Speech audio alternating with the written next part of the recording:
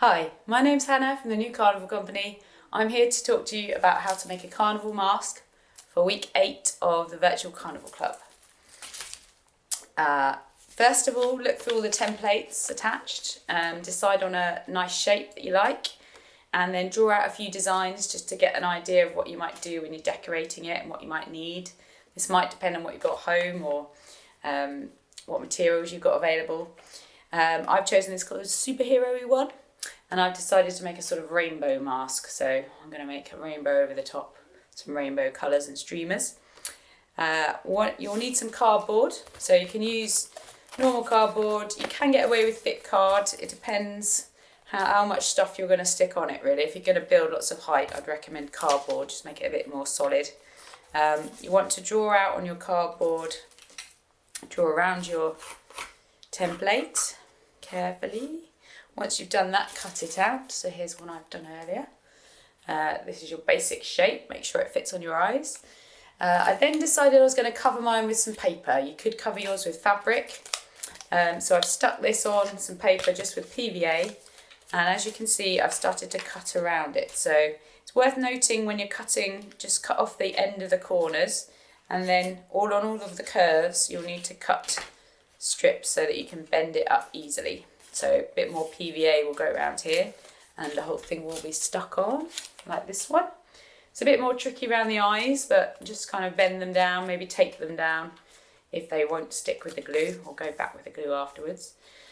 At this stage, if you would like to have it as more of an around your head type of mask, you probably want to attach your elastic at this point before we start decorating, and that way you can cover up staples with your decorations. Make sure when you staple with the pointy ends outwards so it doesn't go digging in your head. So I've stapled mine on, and then I've also put a bit of tape on. You could also glue that for extra strength, and then that will tie on, and it's kind of adjustable so someone else could wear it as well. If you are going to go with the stick method, I've used 3 kebab sticks here, which are taped up at the middle and the end. I've also cut off the pointy bits and attached a bit of tape over, just because I don't want anyone being stabbed with it. You could instead use a straw, or you could just use some rolled up paper. If you've got a stick and it's a bit like this one, not the prettiest, you want to sort of bind it with some ribbon or something. So you could just attach a bit of tape there and then wrap that going all the way along. And that way you'll cover up your stick and it will look a little nicer. So back to our mask. I've also got some ribbons here, so I might want to decorate my mask. I might want to put some ribbons down the sides, which I quite often do. Could have them coming out the top. If you've got any feathers or anything, that looks really nice. Sometimes masks are very one-sided, sometimes very symmetrical. There's no right or wrong way, so whatever your design entails, I'm sure will look wonderful. I've got my rainbow here that I've decided I'm going to stick on mine.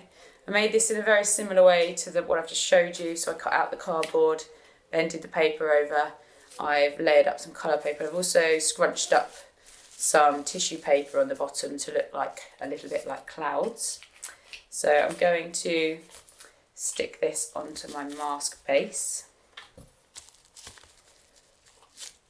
And kind of like cloud eyebrows. At this point, I'll probably continue to do some decorations. I'm going to put some gems on. Maybe you could use gold or silver marker pen or paint or anything you like, really. To stick your stick on the back, once you've done all your decorations, you're going to place it sort of halfway between the eye and the side. This may be different depending on the shape of your mask. And perhaps the decorations, if they're one-sided, you might want to stick on the other side or vice versa. I'm just going to use gaffer tape for this, although any tape will really do. It's just a little bit stronger, I think, with the gaffer. So then you've got that. Here's my finished version. So see, I've added a few more gems and sparkly bits and a rainbow streamers. I've covered my stick with some white ribbon there. I'll show you a few more examples I've been playing with. So I'll show you my children's first. So this is Lottie's butterfly. We made this we didn't even cover over the cardboard, we just cut out the same shape, cut out a little body, stuck on some gems. We used a concertina type flower that I used again in the headdresses and a bit of a pom-pom there and some ribbons. My son Milo's we've just used rolled up paper for the stick. His is a superhero mask, very simple, he didn't want it too complicated. I made a more naturey one. So this one for the base, I decided to cover it with cutouts from magazines. So I cut out all the flowers I could find in a magazine, had a Gardener's World and some other sort of magazine, and just PVA'd them all over. Then made some gold card petals, which are shaped gently by cutting a slit and then stapling together just so they come out a bit more. Used the egg box flower that I showed you before in the headdress workshop, and some ribbons and blingy bits. This one is more traditional sort of Venetian one. This one had a bit of lace trim that I stuck across the mask. Then I painted it all with white paint, sprinkled some silver glitter on top, used just I've got a bit of sequin braid and a few other pretty beads. I also used a few buttons I stuck down and I painted them white as well so it would match the mask, and a bit of old feather boa and some pretty ones that came off something or other. Some beads down the side. I've candy caned this stick, so that looks quite nice. So I put white ribbon on first and then used sort of silver gift wrap ribbon to go around in a candy cane. Here's another quite simple one. This is my cat mask. For this I had a nice offcut of velvet. I wanted it to be sort of furry, so I had a velvet piece of old curtain and I've covered that, and then I've used some pipe cleaners for the whiskers. This is just a rolled up paper tube, bit of black card for the nose with a little bit of glitter on, and again some sequin braid and gems. So that's that one. The last one here, wonder if you can all guess the theme. This one, I've used the New Carnival Company's logo. So I got my cardboard, I drew out the design of the logo, then I got my glue gun, and now I wouldn't recommend young children using glue guns, but if you've got older children and they're supervised, they'd probably be okay, just be aware it burns, so be prepared. Once the glue had dried, I painted the whole thing white, and then I filled in my colour just with acrylic paint. You could use poster paint or whatever you've got to hand. I then stuck a few gems on. I wanted the glue to be a slightly different colour, so I went over that with a gold marker pen just to ping it out a little bit.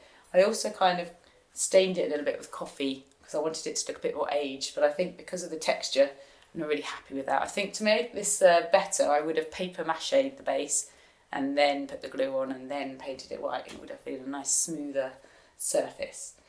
I've also candy caned there and attached a few ribbons. So that's it for now. I really hope you enjoy making your masks. I'd love to see some. If you could post a few on the Facebook page, that would be fantastic. Really looking forward to when we can all have a bit of a party and go out with all our creations. Please tune in next week for Katie, who's doing carnival dance. In the meantime, have fun. See you soon. Bye bye.